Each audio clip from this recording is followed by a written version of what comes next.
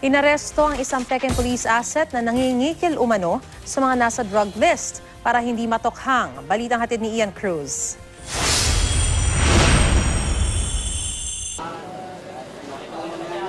Sa gitna ng sunod-sunod na pantutokhang o pagpapasuko ng mga umano'y sangkot sa droga na ang ilan ay itinumba na ng mga di pa nakilalang suspect, may alok si Christian Pio alias Daga.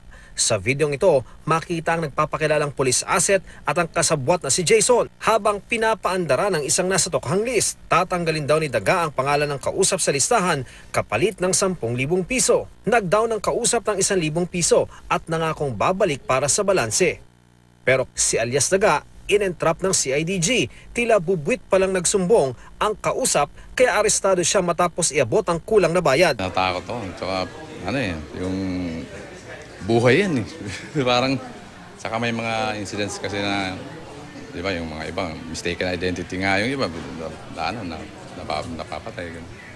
Tsaka natakot talaga. Dahil siya, hindi ko man siya kilala, pero sa amin eh, parang notorious siya na yung palaging kasama yung mga, yung nakabonet. Kung ang biktima umaming dating nagdodroga pero tumigil na, si Daga tumanggi pa rin sa paratang. Sila po nag-offer. Na ano? Na magbibigay daw po sila. Basta tulungan ko daw po sila na ilapit doon.